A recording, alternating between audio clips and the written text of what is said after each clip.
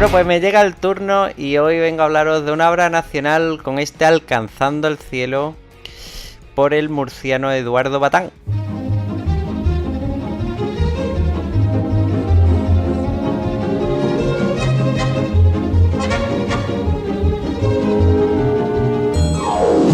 Pues sí, para mí esto es una reseña especial porque es de esas obras que se salen un poco de lo que suelo leer. Como sabéis, me apasiona el género histórico, pero hoy a través de la obra de Batán cambio el mundo clásico o la era medieval, que son las que realmente disfruto, por un contexto moderno para adentrarme en una obra que nos hará viajar desde Italia a Estados Unidos para vivir una historia de ambición y sueños enmarcada por algunos de los momentos más clave de principios del siglo XX, donde la arquitectura, eso sí, nos va a jugar un papel central.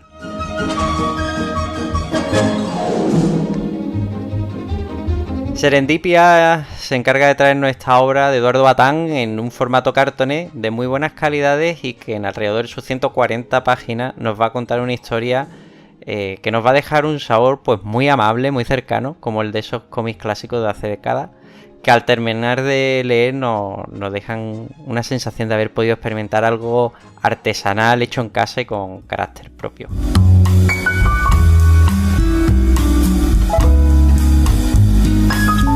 Para empezar, pues tengo que reconocer que no conocía los trabajos de Batán, pero eso sí, he hecho mis deberes y tengo que contaros que no es, ni mucho menos, su primera obra. Dentro de su carrera como creador de cómics, el murciano, que realmente de profesión es arquitecto, y esto luego vais a ver que es relevante para entender mejor el porqué de este Rozando el cielo, pues cuenta en su haber con, por ejemplo, R.F. Scott Expedición en Terranova, publicado por la Universidad de Murcia. Tenemos también Speer, el arquitecto del mal, esa temática nazi publicada por Célebre, o Murcia, siglo VIII, siglo XIII de Teodomiro Alfonso X, publicado también por la Universidad de Murcia.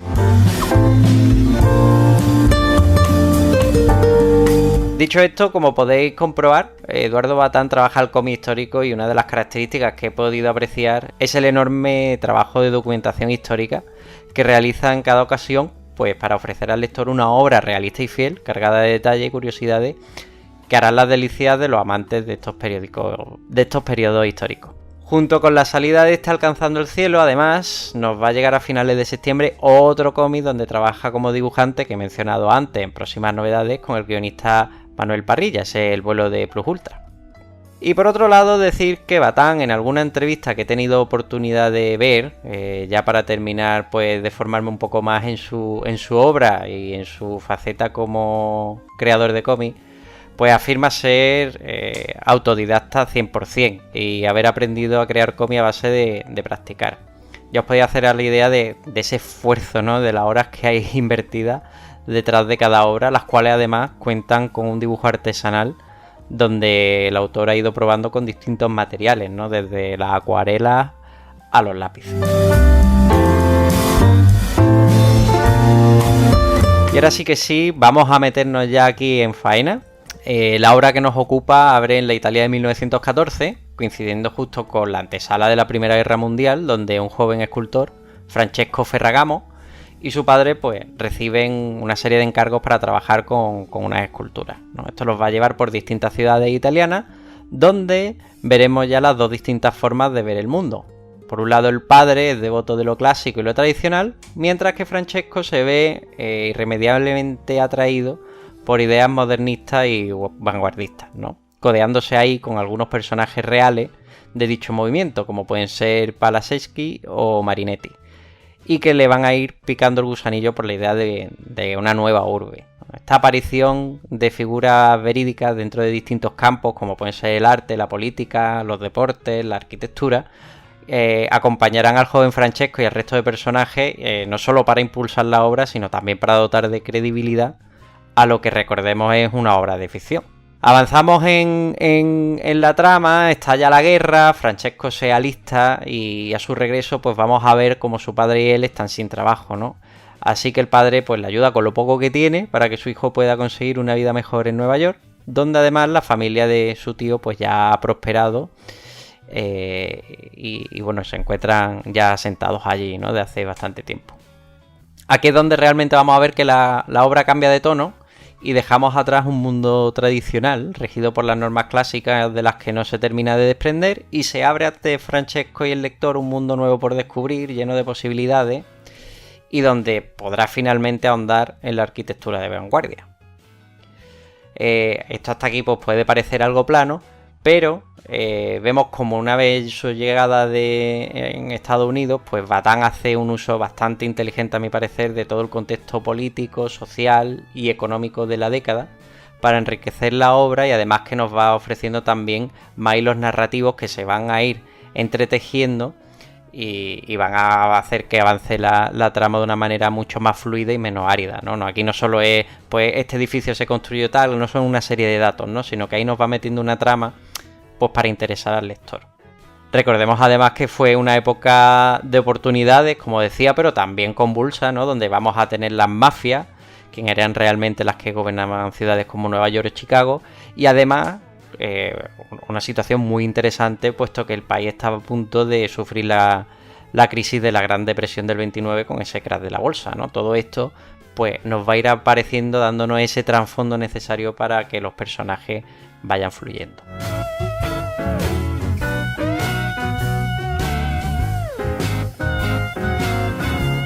De este modo vamos a ver que a la par que Francesco trata de abrirse camino en una ciudad nueva, acogido por su acaudalado tío y primo, pues conoceremos cómo estos controlan una de las poderosas familias italianas de la Camorra, que además afectará obviamente a la vida de Francesco en gran manera, pero que lo irá conduciendo a través de encuentros fortuitos con personajes a su sueño de diseñar y construir edificios, ¿no? Esta parte la verdad es que la disfruté bastante, porque de no ser por ello, pues se hubiera quedado en una historia anecdótica sin más, ¿no? Como decía antes, con una gran cantidad de datos, a lo mejor hubiera podido pecar excesivamente de pedagógica, pero la verdad es que te acaba enganchando, y aunque no haya una profundidad de personaje brutal, de desarrollo y demás, la verdad es que sí que te haces que te interese un poquillo por su porvenir, ¿no? Pues a mí, efectivamente, el tema pedagógico es una de las cosas que más me ha gustado, tío. Precisamente... me recuerda en parte a esos tomos que te venían de a lo mejor la historia de la fotografía o la historia de yo qué sé, de Roma o cualquier cosa de esta en cómic. Y es un cómic bastante didáctico y por supuesto la historia lo que hace, para mi gusto, es darle ese trasfondo a ese personaje. Porque si no, realmente su aparición sería meramente anecdótica. Así que la historia por esa parte está muy bien llevada, pero el aspecto histórico me gusta histórico y didáctico, mejor dicho. Además, es que es lo que iba a comentar, ¿no? Que es que este es realmente el núcleo de la obra, y además donde seguro que Vatán se ha sentido cómodo, ¿no? Es que recordemos que no solo es arquitecto, sino que es que además da clases sobre la historia de la arquitectura en el siglo XX, ¿no?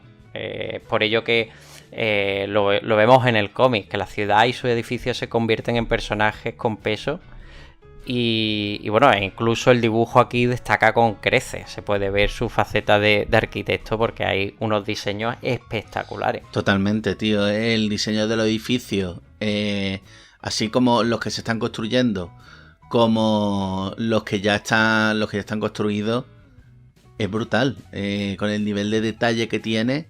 Muchas veces hemos hablado aquí de Tsutomu Nihei, que también era arquitecto, y que a la hora de plasmar esas grandes edificaciones se notaba sobremanera la formación que había tenido. Pues aquí se puede decir lo mismo del autor. Se nota, tío, se nota el detalle, se nota el mimo, se nota el trabajo.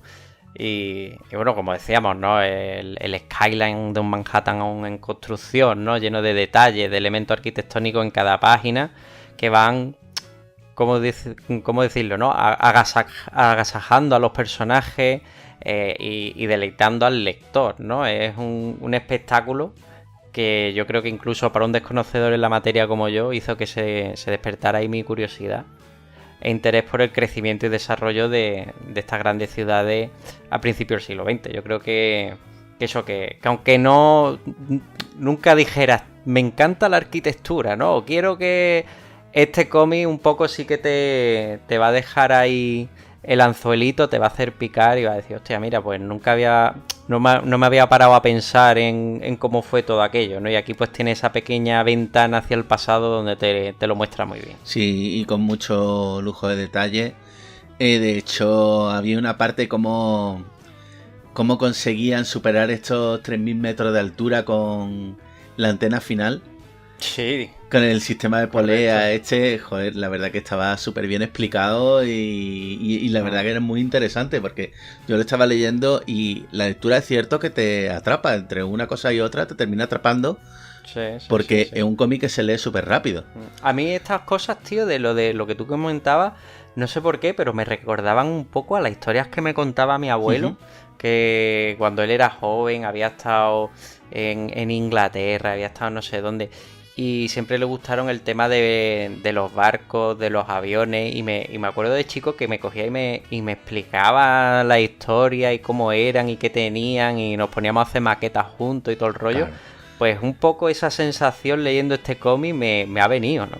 Claro, jolín, es que encima si te contaban a ti ese tipo de historias, yo es que a mí los edificios altos siempre me han causado vértigo, entonces es la única manera que tengo de acceder a este tipo de edificios, así que, pero vamos, también tengo que decir que había algunas imágenes del cómic. A lo mejor cuando estaban todos sobre las vigas y esto, yo pensando, ay Dios mío, lo mal que lo estoy pasando. Sí, con los planos, sí, la verdad. Yo lo estoy pasando mal y estoy en mi casa sentadito ahí con el culo en una silla. Es verdad que está plagado de datos y detalles, pero aún así la historia, a mí me gustaría destacar que se hace muy asequible, como tú decías, es una lectura que se hace amena, o sea, se lee en un pispar realmente.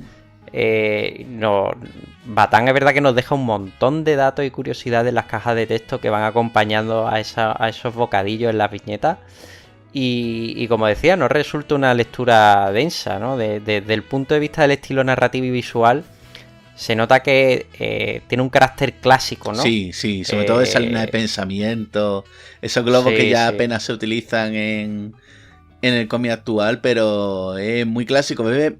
Mucho, si te digo la verdad, de los clásicos más bruguerianos. Sí, no, es que además decirte que Batán, pues, lo pude ver en esta entrevista que citaba antes, pues le gusta todo este clásico, el cómic clásico español, ¿no? De Bruguera y demás, entonces obviamente algo tenía que coger, ¿no? Claro, y se nota que ha bebido mucho de eso y... Si a lo mejor no está tan al tanto del cómic actual y se ha quedado en esa vertiente, pues se nota que es más clasicote. Que eso no es malo, precisamente, no, para nada. Y menos nosotros que aquí, tanto a Adri como a mí nos encanta el tema Bruguera. Lo que pasa es que a lo mejor para algún otro lector le puede chocar más, pero eso no quiere decir que sea algo malo. Siempre puede chocar y aprender algo nuevo también. Hombre, yo te digo, yo he abierto la reseña diciendo que no es mi tipo de lectura y sin embargo la he gozado, Efectivamente. Me lleva una grata sorpresa. Luego ya, por ir avanzando un poquito más en el dibujo, por ejemplo, también dista mucho del tipo de lecturas que suelo frecuentar, pero decir que cuenta con un estilo personal y súper artesanal, plagado de detalle, que va muy bien con lo que quiere contar. Se nota que hay mucho cariño, además de dedicación. Pero eso sí, me he enterado, por ejemplo, de que Batán completó al principio esta obra originalmente en blanco y negro, y que fue a petición de la editorial que lo acabó coloreando. Yo sin querer desmerecer en ningún momento el color, ni mucho menos, pero sí quiero destacar esa ilustración que podemos ver que incluye el tomo en la guarda interior a lápiz, al final del tomo, la cual me parece espectacular. Creo que fue con Oli con quien lo comenté, y realmente es que me quedé con ganas de haber visto la obra dibujada en ese estilo, en un blanco y negro más esbocetado. Sí. Que además, siendo arquitecto, eso tendría que ser una maravilla. Ese tono a lápiz que tiene las partes interiores que tú dices, a mí me hubiese gustado más el cómic así. De hecho, hubiese ganado mucho más entero porque para esa época de los felices años 20 y toda esta época convulsa cuando empieza el cara del 29, perdón, y todo esto, le pega más ese estilo de dibujo más sucillo, más bocetado. Mientras que aquí el color... A mí me hubiera encantado. El color le resta un poquito de de grandeza, por así decirlo. Yo, sí, no es por nada, pero si en un futuro piensa reeditar esta obra, que piense en hacer una edición blanco y negro, que yo creo que puede ganar mucho más entero. Que a lo mejor a color, que sin estar el color mal del todo, pero es cierto que el color lo veo que me sobra. Yo al ver esos bocetos, ¿no?, en la guarda, dije, hostia, easy, ¿no? Uh-huh. Easy. Pero bueno, es un what if, por ¿no? Supuesto.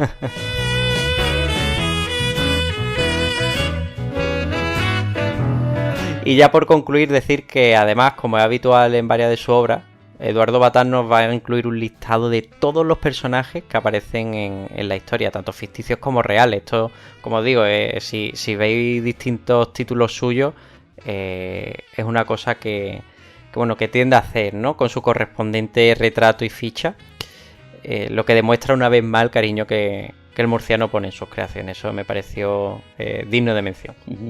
Cada uno con una buena sinopsis o un buen trasfondo de texto.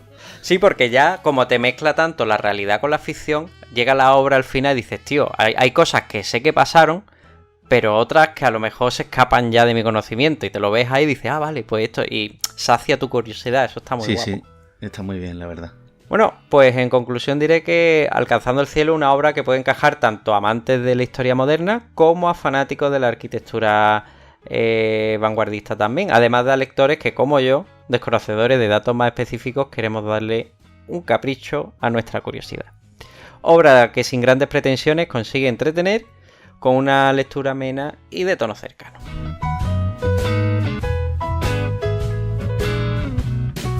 Bueno, pues para los interesados en esta obra de Eduardo Batán, ya sabéis, lo trae Serendipia en cartoné por unos 22 eurillos, Alcanzando el cielo.